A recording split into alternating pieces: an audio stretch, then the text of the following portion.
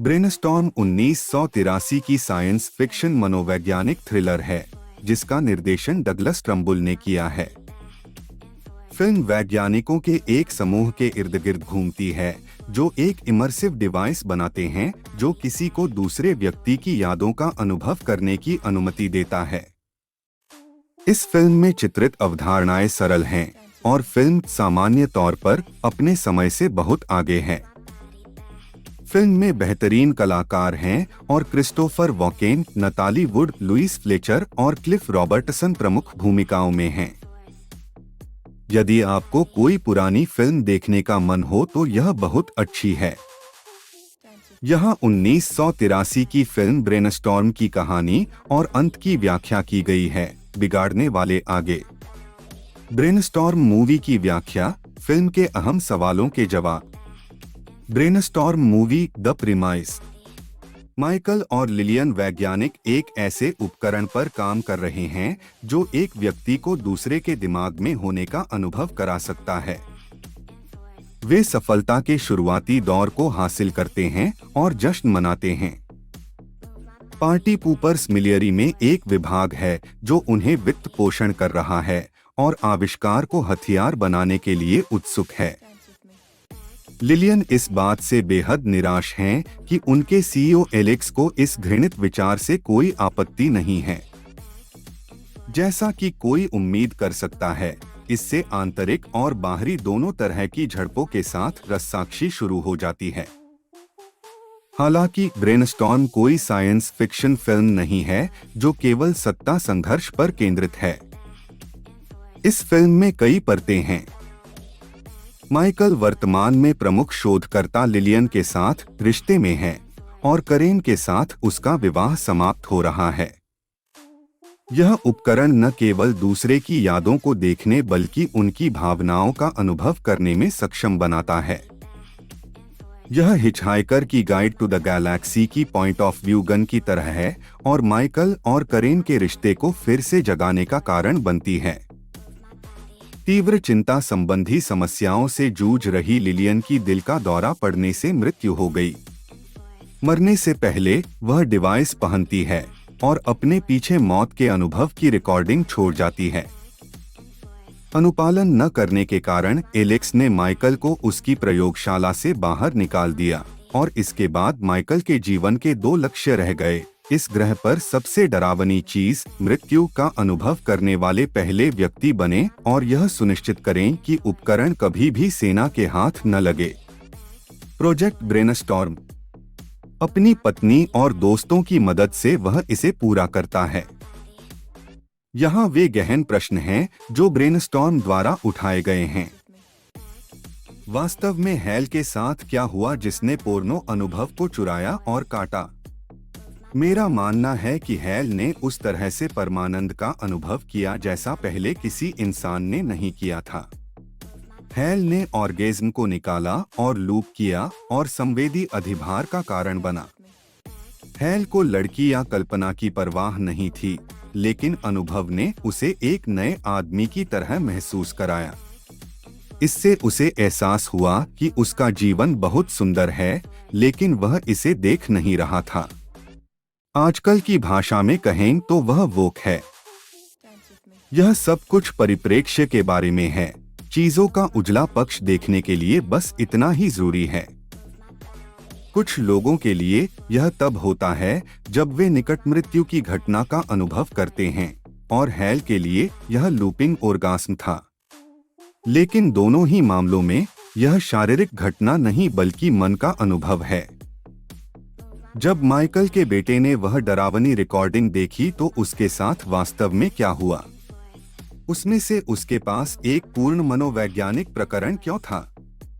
वह रिकॉर्डिंग सैन्य विभाग द्वारा गुप्त रूप से किसी को मनोवैज्ञानिक यातना देते समय बनाई गई थी। जब बच्चे ने टोपी पहनी तो उसके मन पर मनोवैज्ञानिक अत्याचार हुआ। सौभाग्य से माइकल उसे उतारने के लिए समय पर वहां पहुंच गया।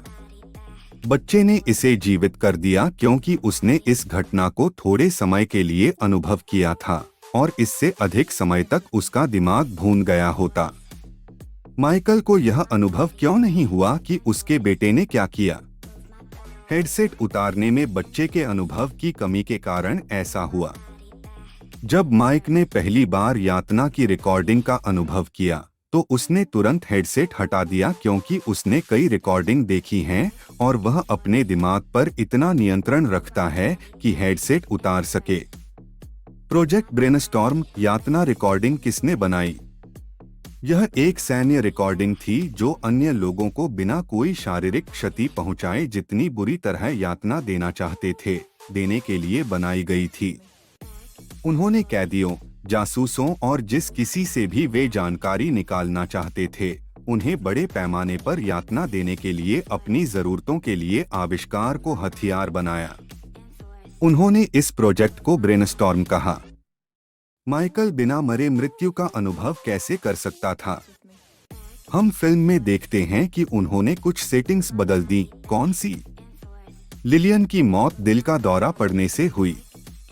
इसका मतलब है कि उसका मस्तिष्क ठीक था, लेकिन उसके हृदय ने रक्त पंप करना बंद कर दिया और इसके कारण उसके रिपर्टरी सिस्टम पर अत्यधिक भार पड़ गया, क्योंकि फेफड़े उस रक्त को ऑक्सीजन की आपूर्ति करते हैं जिसे हृदय द्वारा गति में रखा जाता है। माइकल ने अपने दिल और फेफड़ों के कार्यों को मशीन से अलग कर दिया और इससे उसे केवल वही अनुभव करने की अनुमति मिली जो लिलियन के दिमाग ने अनुभव किया था, बिना उसके दिल और फेफड़ों के प्रतिक्रिया के, जिस तरह से उसकी मृत्यु हो गई। दूसरे वैज्ञानिक गोर्डी ऐसा करने में असफल रहे, इसलिए उन्होंने वही अनुभव किया जो लिलियन ने किया, एक पूर्ण दिल का दौरा। इसीलिए गोर्डी मर जाता है। शरीर की अन्य क्रियाओं के वियोग के बावजूद माइकल को अब भी दृश्य कैसे मिल सकते हैं? यह दृश्य नहीं है, माइकल बस वही अनुभव कर रहा है जो लिलियन ने किया, लेकिन उसके शरीर के बाकी कार्य अप्रभावित हैं। लेकिन अंत में वह भी लगभग घातक साबित हुआ, क्योंकि माइकल का दिमाग कोमा में जाने लगा। फिल्म के अंतिम दृश्य पर मंथन। मेरी राय में अंत में मृत्यु का अनुभव सिर्फ सुंदर नहीं था, यह एक मुद्दा था। क्या हम मरने के बाद सितारों, ब्रह्मांड में वापस जाएंगे? मेरा मानना है कि अनुभव को सुंदर रूप में चित्रित किया गया था, क्योंकि फिल्म ने मौत को सबसे भयानक चीज की तरह नहीं दिखाने का फैसला किया था। खराब स्वाद को देखते हुए यह फिल्म के लिए अच्छा प्रदर्शन नहीं कर पाती। इसके अलावा माइकल के चेहरे पर संतोष भरी मुस्कान है, जो हमें यह एहसास दिलाती है कि वह अंततः कुछ उत्कृष्ट अनुभव कर रहा है। क्या ब्रेनस्टॉर्म के अंत में माइकल सितारों के पास जाता है या वह उससे आगे चला जाता है? फिल्म ब्रेनस्टॉर्म में ऊपर जाना सितारों के बीच स्वर्ग तक जाने का एक रूपक प्रतीत होता है। मशीन ने लिलियन के दिमाग ने जो अनुभव किया उसे रिकॉर्ड किया और यह उसके मस्तिष्क की मृत्यु की व्याख्या है। मृत्यु के बारे में कोई सार्वभौमिक तथ्य नहीं। यदि करेन ने उसे वापस नहीं बुलाया होता तो क्या माइकल कहीं और चला गया होता? जैसा कि हमें फिल्म द मैट्रिक्स में बताया गया है, शरीर मन के बिना जीवित नहीं रह सकता। तो हाँ, अगर कैरेन ने माइकल को नहीं बुलाया होता तो उसका दिमाग मौत को स्वीकार कर लेता और वह एक सब्जी बन गया होता और उसका दिमाग डिजिटल रूप से प्रेरित कोमा में खो जाता। क्या उसने वास्तव में परवर्ती जीवन का अनुभव किया, जैसा लिलियन ने वास्तविक जीवन में दिल का दौरा पड़ने के बाद अनुभव किया था? या यह व्यक्तिपरक अनुभव की उनकी अपनी व्याख्या थी? मेरा मानना है कि यह माइकल की बजाय लिलियन की व्याख्या थी। उसने केवल वही अनुभव किया जो उसने किया। अफसोस की बात है कि जब माइक का समय आता है तो वह रोशनी की तरह बुझ जाता है। इस उपकरण के लिए लिलियन का लक्ष्य क्या था? यह स्पष्ट है कि वह नहीं चाहती थी कि इसका सैन्यीकरण हो और न ही इसका उपयोग सेक्स उद्योग के लिए किया जाए, लेकिन उसका आदर्श उपयोग क्या होता? मुझे लगता है कि लिलियन चाहते थे कि इस आविष्कार का उपयोग शांति के लिए किया जाए। यह तकनीकी रूप से एक दृष्टिकोण मशीन है और यदि एक नेता दूसरे के दृष्टिकोण को देखता है तो वे बस एक दूसरे को प्राप्त कर सकते हैं। एलेक्स द्वारा उपयोग किए गए शुरुआती वाक्यांशों से वह कहता रहता है, संचार में सफलता मनुष्य के रूप में हम संचार और अभिव्यक्ति के लिए केवल शब्दों से अधिक का उपयोग कर सकते हैं। जब भी एलेक्स ने इसका उल्लेख किया, लिलियन को खुशी हुई। इसलिए मुझे लगता है कि यह मान लेना उचित होगा कि वह उससे सहमत थी। इस तरह के उपकरण के साथ क्या करना है, इसका निर्णय लेने वाले सैन्य लोगों की नैतिकता क्या है? यह वास्तव में किसका आविष्कार है? एलेक्स सीईओ हैं, लेकिन सेना से फंडिंग की उम्मीद कर रहे हैं, जिसका मतलब है कि शोध की दिशा में उनका भी योगदान है। लेकिन एलेक्स के प्रमुख शोधकर्ता सहमत नहीं हैं, इसलिए वह माइकल और लिलियन के काम के आधार पर अपने स्वयं के अनुसंधान की निगरानी करने और उसे आगे बढ़ाने के लिए सेना के लिए एक पिछले दरवाजे की व्यवस्था करता है। ऐसा लगता है जैसे उनके दृश्य में प्रवेश करते ही नैतिकता खिड़की से बाहर चली गई।